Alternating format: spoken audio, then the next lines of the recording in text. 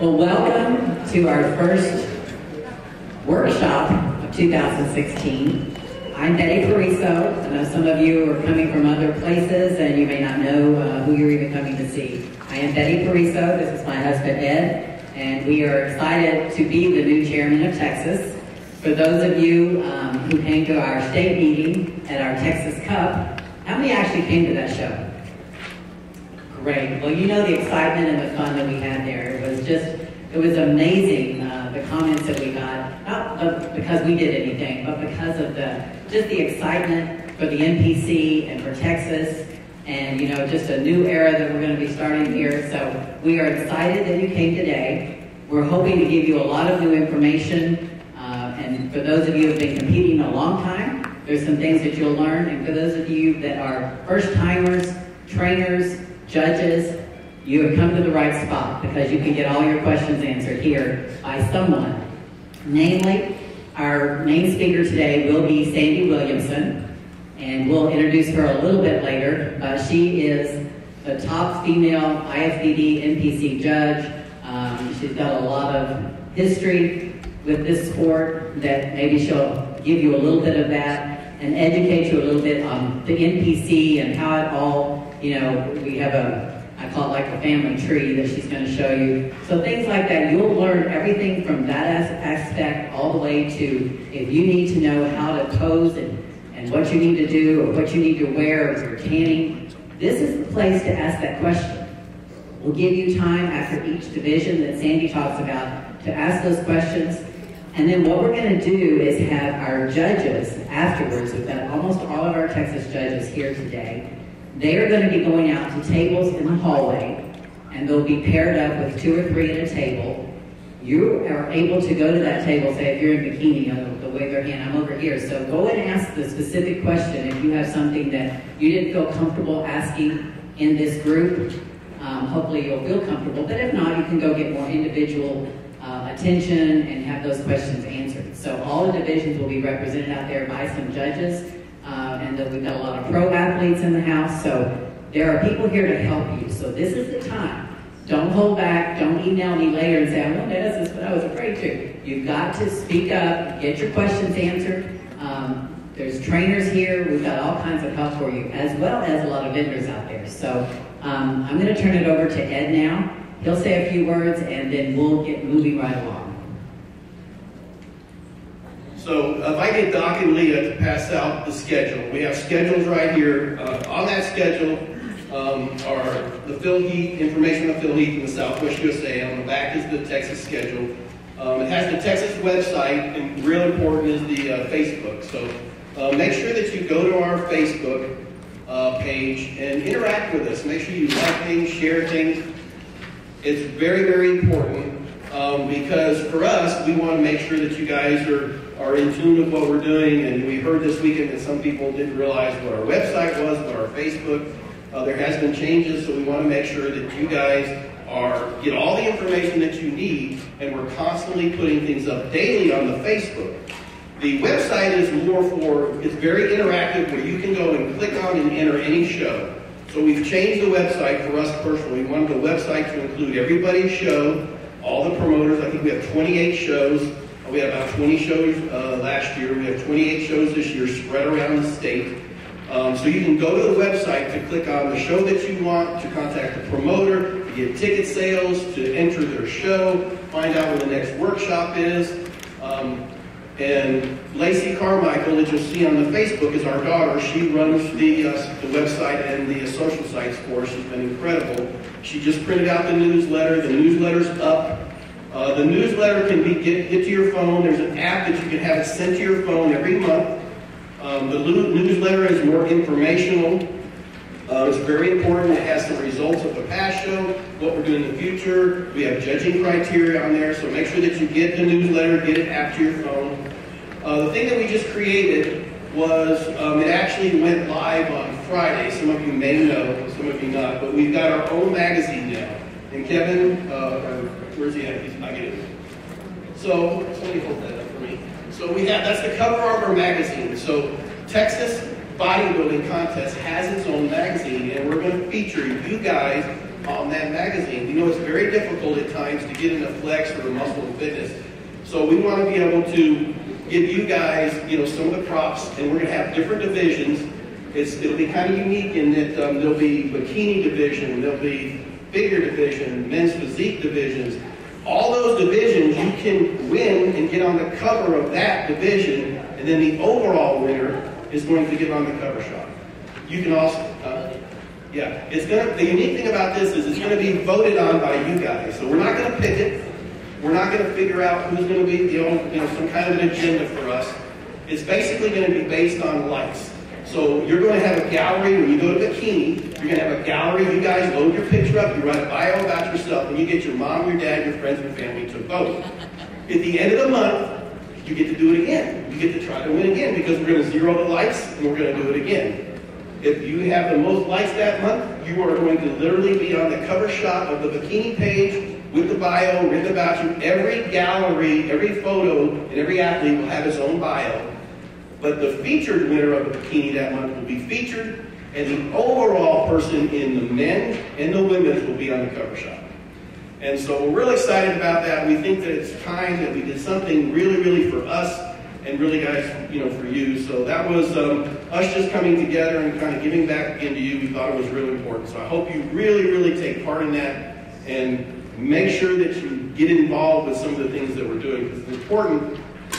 We do things based on how you react. If we see a lot of you guys reacting to it, we're going to do more. We're going to keep doing that thing. If it doesn't get any traffic, we're probably going to get rid of it. So make sure that you really go to our Facebook and stay connected with us. So is Chase here? Where's Chase at? And where's James Allen? James Allen. So we have 2 staff people that work for the state of Texas. And they work for us. Chase Poole is our video photographer.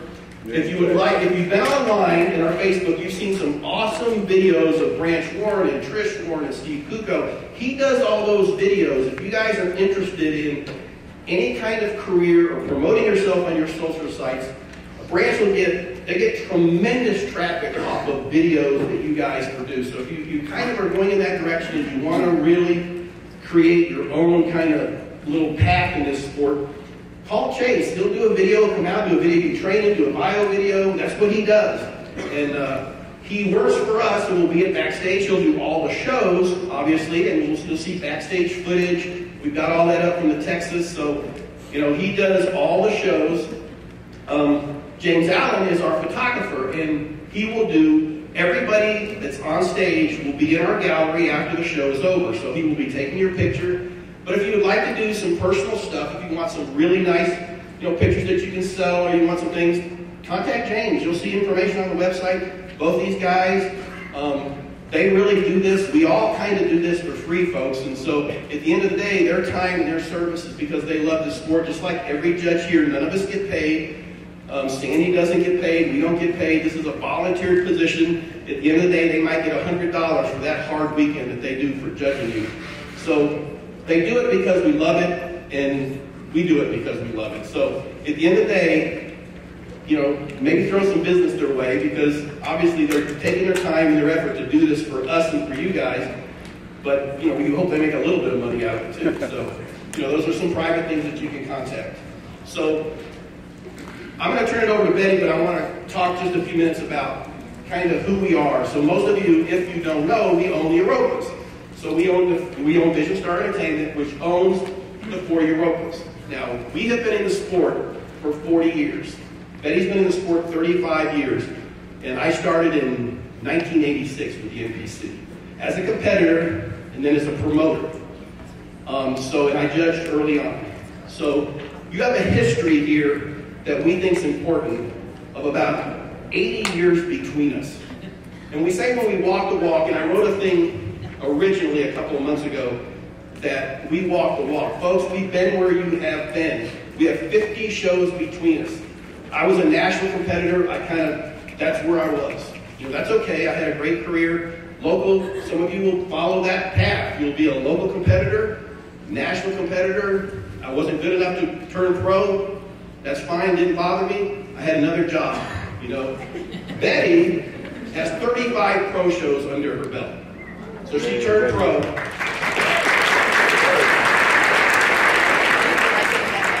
And some of this, I know, some of this, you know, it sounds like we're tooting our own home, but folks, I think it's important for you guys to know that we've been there. That's why you see some of the changes and some of the sensitivity that we see is because we've been on that stage. I've watched, as a husband, the struggles that Betty went through. It's so important as a spouse, you see you want the best for your spouse, your girlfriend, boyfriend. It's really, really important. And I think that's the benefit that you get with us is that we have so many skins on the wall as a promoter, as a judge, as competitors.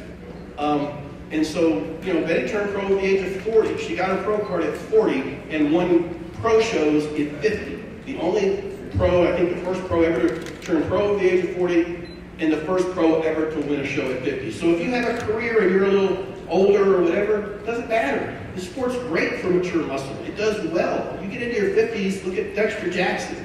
So age has no bearing on bodybuilding. It just literally makes you better. Your muscles look better and get dense. The last thing I'd like to say is we are not judges. We do not judge. We will not be judging. We don't have an agenda. We are here to help the state with a direction. It's really your state, because if we leave tomorrow, somebody takes our place, this sport exists. The NPC has been around for a long time. It's the king. It's the feeder to the pro ranks. If you want to do what Betty did, or John Sherman, or Leah, or Branch Warren, or Dexter Jackson, this is the sport, and this is the association that does it. And we are not going to judge. I will never sit at that judge's table. Those judges are going to be a bubble. We want those judges to literally judge what's on stage, and we're not going to have an agenda, and that's why we'll never be judges. We are just here to help you guys, to give you information, to be kind of the steer of the ship. That's really all we want to do. So I'm going to turn it back over to Betty, but thank you so much. This was a great crowd. There was 400 seats and it was packed, and I thank you very much.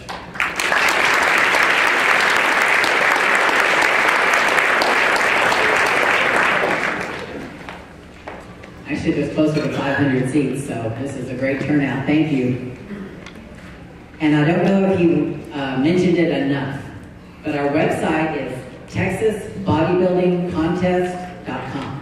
Now, if you're a bikini competitor, please don't be offended. Bodybuilding is our generic term that we use in, I guess, the NPC. We've always used that. So don't be offended if that we can't list every division. It's bodybuilding because, in my opinion, if you are lifting a weight, you're building your body. Whether you're bikini, figure, or bodybuilder, doesn't matter. So that's the website to go to. Get that in your brain. We have so many people that we didn't even know there was a website. TexasBodybuildingContest.com will give you all the information. You can find out about your NPC card. It will take you to the NPC website. You can find out about the criteria for your category. Everything you want to know. And I'll give my daughter kudos. She has done a great job in bringing us up to a better level of communication. Because as Sandy and I were talking last night, her husband Ted and I are so similar. He's worse off than me, trust me. But I'm old school, and so I just, it was only a couple of years ago that I learned how to send a text. I can do an email, and I can do a few things, but if I don't answer you on Facebook, I sit and my daughter will say, Mom, you really need to answer this one. Okay, here's what you need to say, because I don't know how to do all that very well. But we have surrounded ourselves with people who do know, and so we've got so many more opportunities, and I think that's what Ed was trying to make sure that you understood, is that we as the chairman of Texas are not going to do what has been done in the past.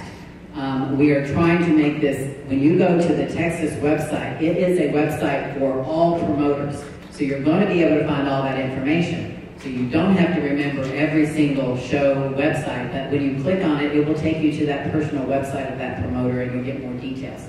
Now, some things are not updated just yet. The early shows are, and there's a few show promoters who've got all their information up.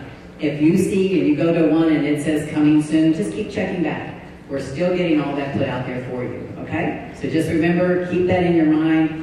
We actually have little 4x6 cards that we're actually doing also that will be passed out to a lot of trainers to get the website out there so everybody knows this is your place to go for all your information. So we still have people coming in. Are there seats? There's a few seats scattered around. So up in here, come on in.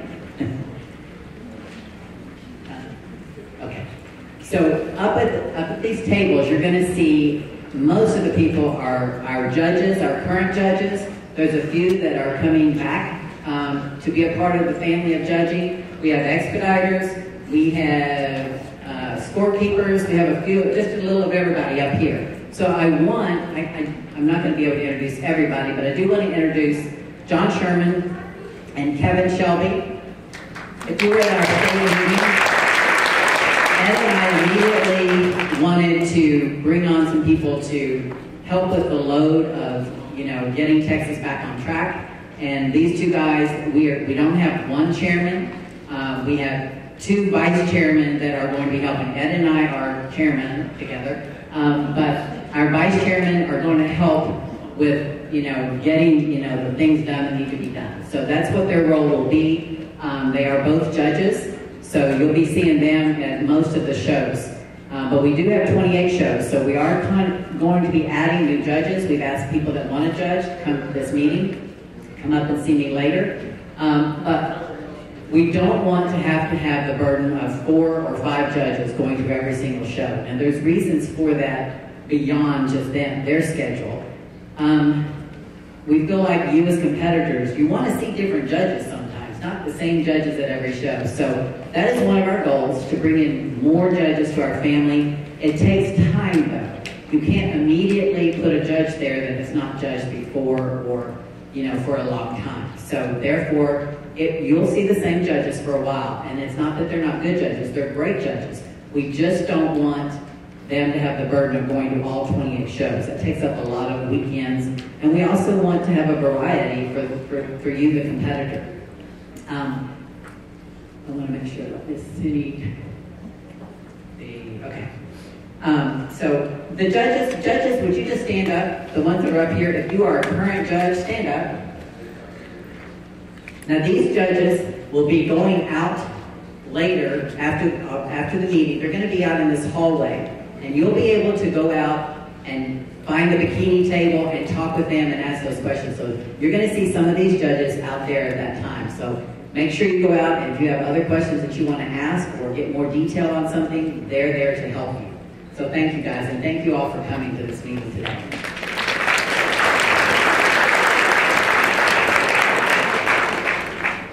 One of the things, I'm going to briefly, for those of you that were at the Texas Cup State meeting, I'm going to kind of briefly go over the same things I did, because I was actually shocked and amazed at how many responses I got saying, I never thought of that.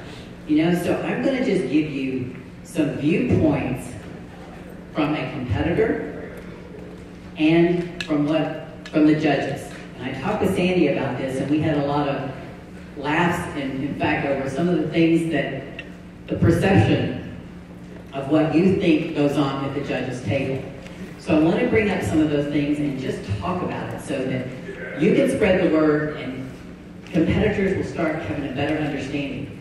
The judges also have been, one of the big things we announced is none of our judges will judge a competitor on stage that they are training, or is their son or daughter or spouse.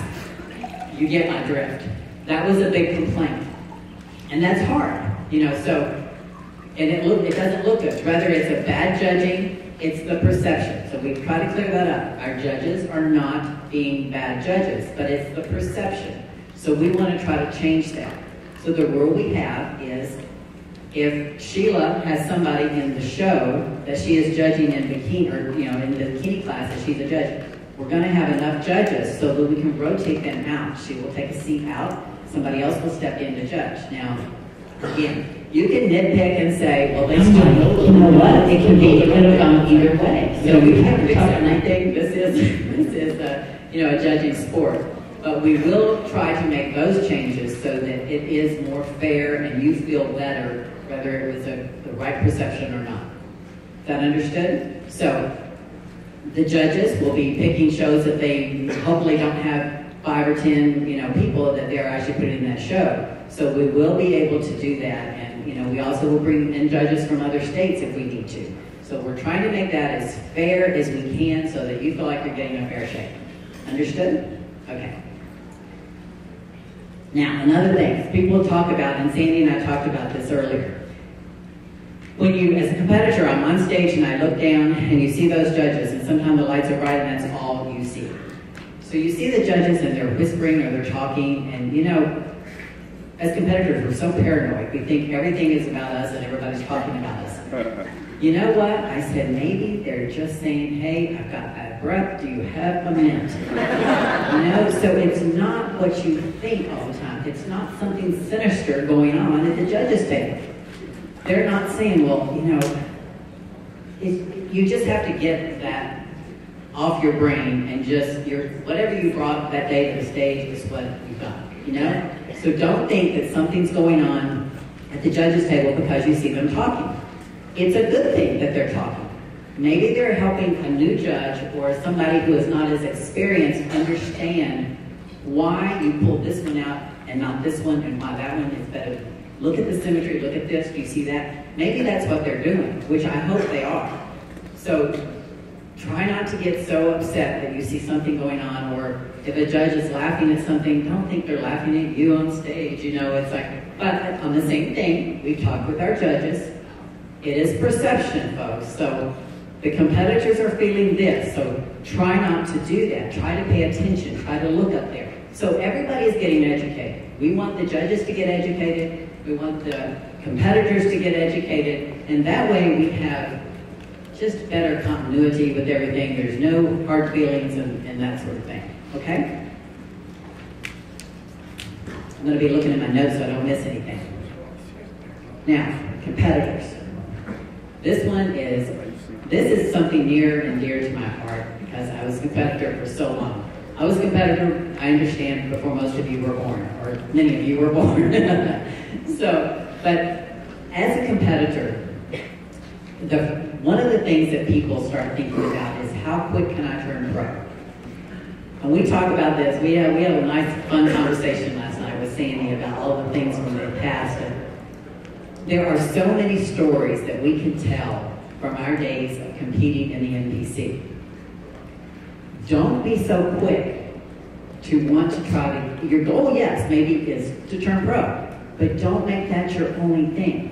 We talk about that. Stop and smell the roses. Stop and enjoy your journey. Your journey to get there is more important than just getting there and how fast. I have people that have never competed in a show and call me and say, so if I win your show, I'm going to turn pro? What do I have to do to turn pro? Well, and then I tell them, they think they can just go and turn, just say I'm a pro. I explain the journey and they're like, oh. And now, we also talked about this, is that it's very, for those of you that competed back when I competed, started when Ed and, Branch and Trish, all the ones that competed, have been competing for a long time. It was a privilege and, it was really hard to turn pro. Do you realize in the beginning, there was only from the Nationals, only 4 maybe turned pro, 3 at one time because you only had 3 divisions. But 3 people got to turn pro a year, and now what is it, 70? Something like that? I'm like, it's crazy now because, they have to kind of bring up the divisions, and so I get to turn pro, and this one gets to turn pro. But it was hard to turn pro. Bob Ciccarello, was it 13 years? 14 maybe. 13 or 14 years, and he looked good. Every show, he'd get second, or, somebody else would get first, Man, it took him a long time. But the journey was wonderful, and the stories he has to tell. So don't be so quick to just say, I just want to get that pro title. There are so many things that you can learn. Compete, compete, compete. Enjoy going to those shows. Just because you win and can move up to the next level, maybe you just need to go and compete some more. Get some more experience. Enjoy that, because I'm telling you, the NPC is the most fun. It really, really is. You're not going to make a living at the sport. Only a few can do that. Branch can do that. You know, Phil Heath can do that. There's a few that can make it in the sport for a few years. But trust me, Branch is smart. He is not out there, you know, just relying on, you know, like an NFL player. You know, they've only got a few years, so you better be smart. Most people are not going to make a living off this sport. So keep your day job and or get a job. Those who think you're so good, you know, keep your job. And the other thing, one thing I will say is, don't get so wrapped up in what you think is the most important thing in the world, which is going to a show, that you let it destroy your family and your life. Let me say real quick about Bob.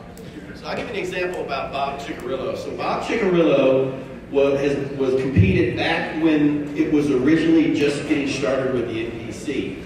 He trained at that time with a gentleman that was the head judge for all the shows in NPC Texas. He rode in the car with him in the early years to go to all those shows. And it took him 14, he's riding with the head judge in the car. He's like, Dad, it took me 14 years.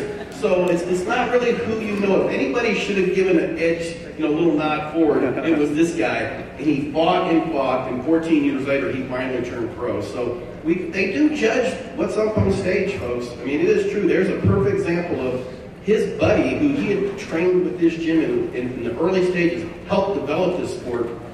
He's the longest running NPC athlete that got his pro card. He was at the Nationals in USA every year, second, third.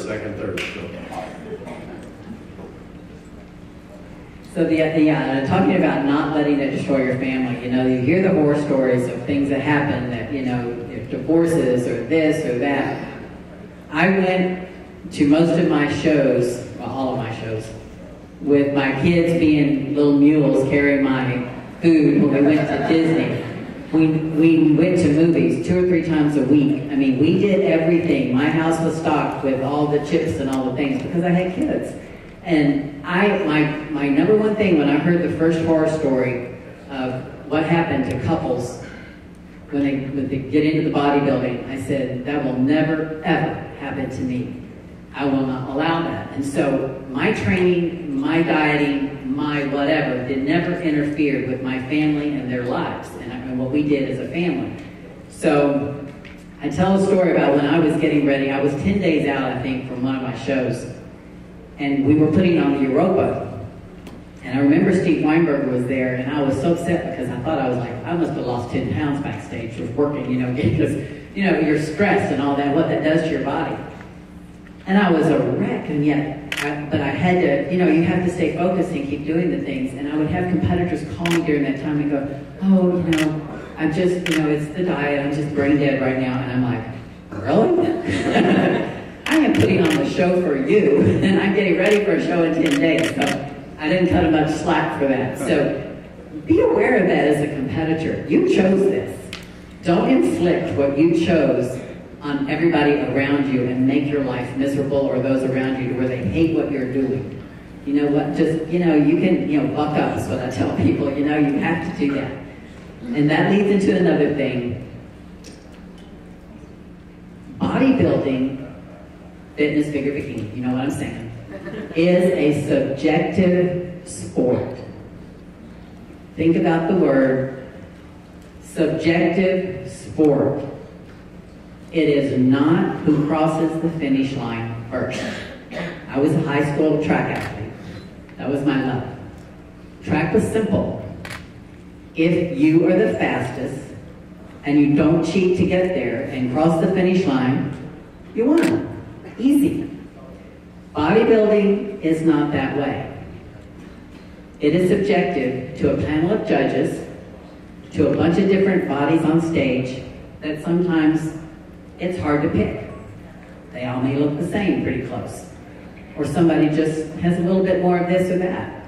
If you chose this sport thinking that it was going to be like track, you were in the wrong sport. It is not. So you have to have some tough skin.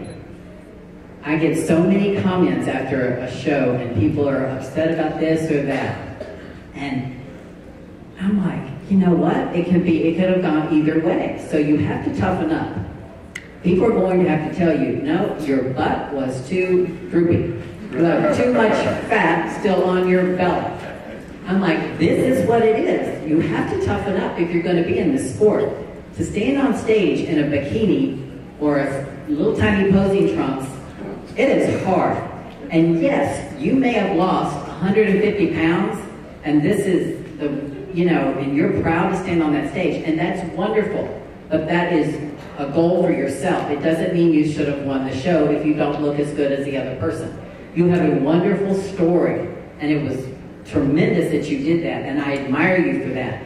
But don't get upset because you didn't win if the other person, looked better just because they didn't lose 150 pounds. That's what I try to tell people. You have to get tough to stand on one of these stages. Because, you're going to have people, your people. Okay, let's say you're Susie and you got 4th place. And you go off stage, you're upset, you thought you won. Your trainer said you won. Your mama and your daddy said you won. And all your friends and family said, you should have won. You got ripped off. And, guess what? The 5th place person's family, trainer, family, friends were telling them, you got it. You got ripped off by that 4th place girl. So that is what it is. You have to get tough. And you don't listen. You have to learn to be your own worst critic. Or best critic, however you want to look at it. I used an example. When I was going, I forgot what show it was. But I look good. Steve Weinberg. I thought you won. I hope that I won. Steve Weinberger was the head judge. And I respect him so much, and even more after this. Now, he's a scary judge. I've always said that. Everybody thinks Steve Weinberger is, oh my God, he's the scariest judge. And I told him that, so this is nothing new. But most of the time, he's also a sweetheart. But he's honest, and I trusted his opinion. That's why when I really wanted to know something, I go ask him, what do you think? He would be honest. Don't ask if you don't want to hear it. But I did want to hear it. So after the show, I got second. So he came up to me, and put his arm around me, and he said, Betty, best you've ever looked. Whoa, and I was like, that was impressive, And I said, then why didn't I win? And he just looked at me and he said, well, I liked her muscle bellies better.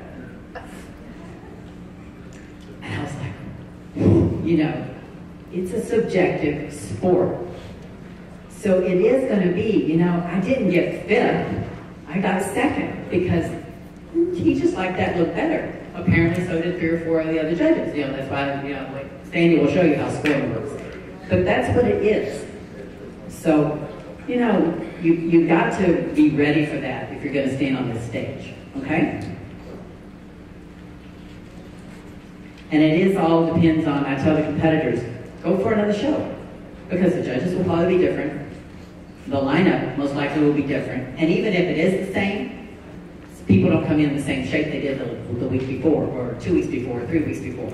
So go to another show. Now, after you've gone to a bunch of shows and you're still placing 16th, which means most of the time do not place, because everybody's 16th below you. And that brings me to another thing. People say they want to know, if there's 45 in the show, they want to know exactly where they placed. No, you don't. There's a reason for that. The reason is, if there's 45 and you got 45th, you cannot save grace. You have nothing you can say. You know what? You got 16th out of 45? I got 16. There's 45 in the class. That's the reason, folks. Don't read more into it saying you want to know every single placing. No, you don't. You have nowhere to go when you got 45th out of 45.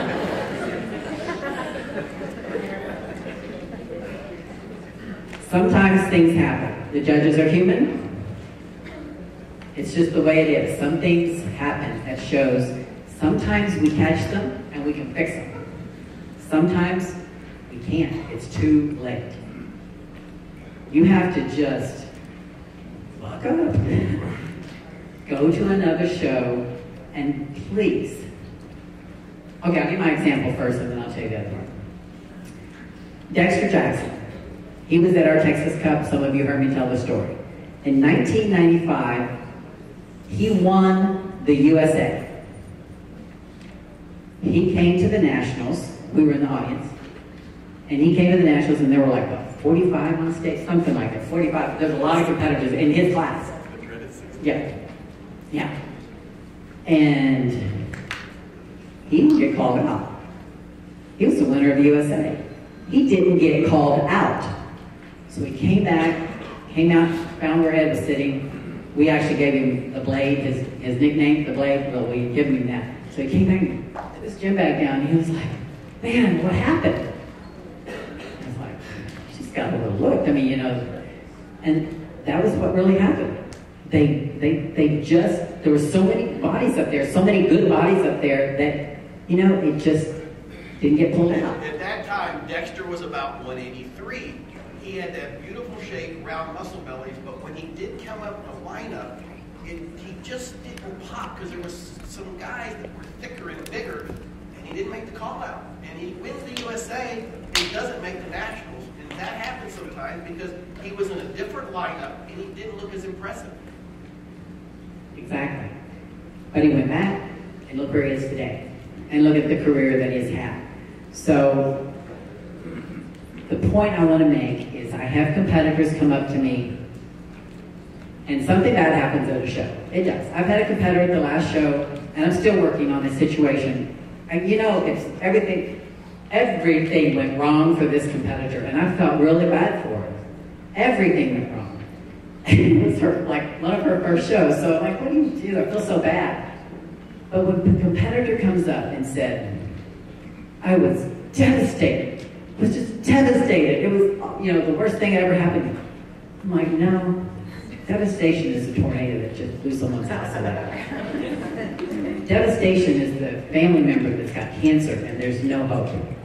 Devastation is a lot of things like that. Devastation is not placing where you wanted to at a bodybuilding show or having something go wrong at a bodybuilding show.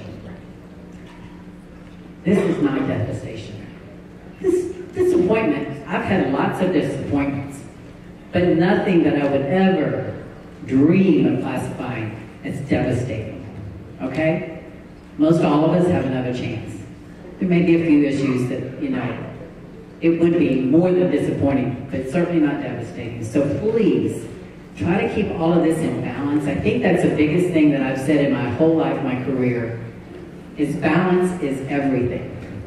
You have to have some balance in your life and not, you know, go so far this way or that way. Stay on that even keel and things will generally work out okay. And you'll be a much happier person. Just keep the balance there. That's what we'll be doing as far as our judging. You know, we're going to keep telling you that over and over. It's about the balance and what you're coming in and bringing to this state and to the stages that you're going to be on. So I think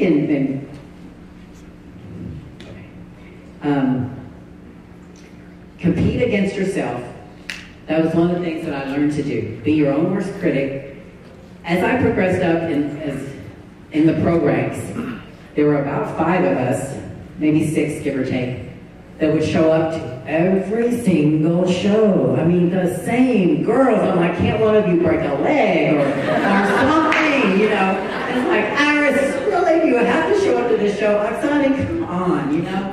And so you would try to pick your show that you didn't think they would go to because they've already gone to the Olympia, the International, blah, blah, you know. So you're kind of being strategic with that. And I knew if this girl, this girl, this girl, this girl, this girl all came in spot on, I knew where my place would be.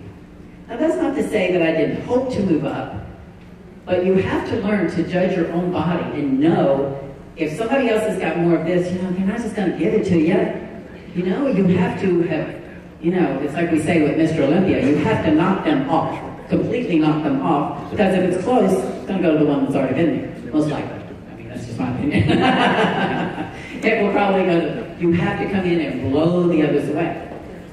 But if everybody in that group of us girls, and we competed 12 years together, just about the same ones of us, were always in the top 6, top 5, and I knew if they came in, I was just hoping somebody would come off. Oh yeah, you know, they're off, I got a chance this time. So be honest with yourself.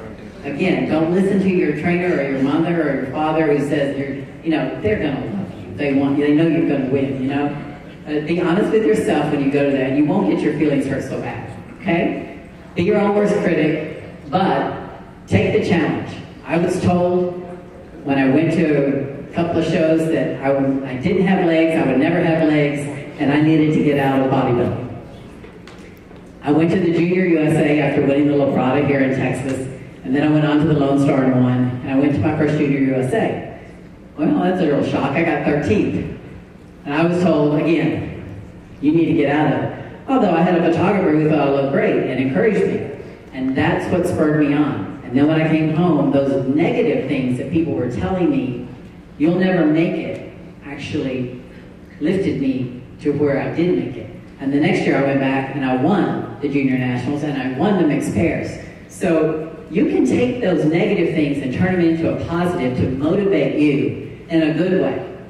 It doesn't have to be a negative thing. You can turn it into a positive and use that to drive yourself to the goals that you want to achieve. Okay? So I'm going to shut up now. And I'm going to let Kevin say one thing. Real quick, she didn't tell you either, is that from the juniors to the next juniors, when she won the overall, the mixed pairs, her class, she trained with Branch that year. So, because she didn't have legs, so we figured it out.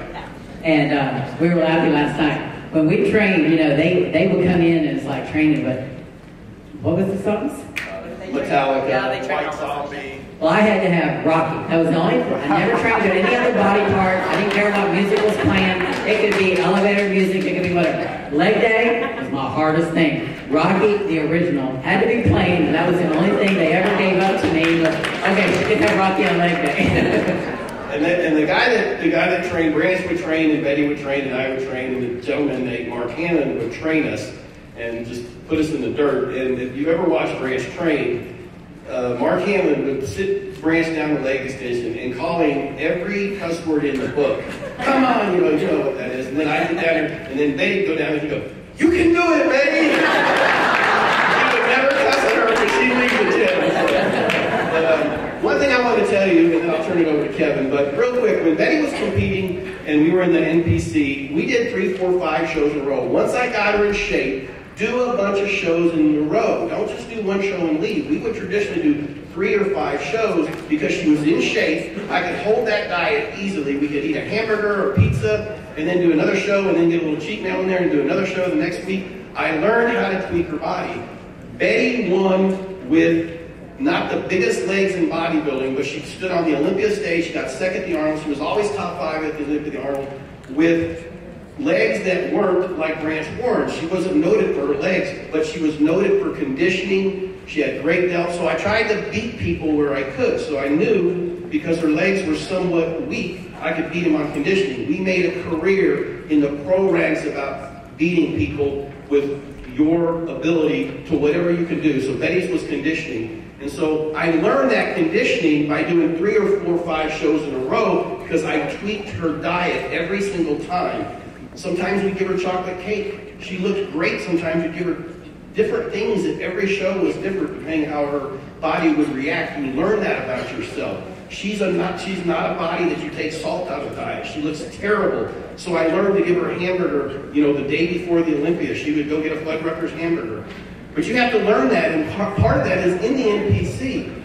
The last thing I'd like to say is that, and I don't know if it's like that for John, I know Winston Williams here, but Branch, when we sit down, we talked about this last night, when I sit down with Branch and the people that have been in the sport a long time, we always talk about our NPC life. That's when it was fun, folks. You get to the pro ranks, man, it's kind of tough. It's hard. There's business on the line. There's money on the line. All our stories, when we sit there and BS with Branch, and we're sitting talking about the fun stories we had, it was always the fun little stories we had as an NPC athlete. That's what Betty was trying to get. Stop and smell the roses and enjoy the journey, because your NPC life is the one that we smile about, folks. Because the pro life was trusted for her. I really, really tough as a husband, man. It's tough to watch your wife compete. At the NPC level, we had so many fun stories at the USA, the Nationals. So enjoy the journey.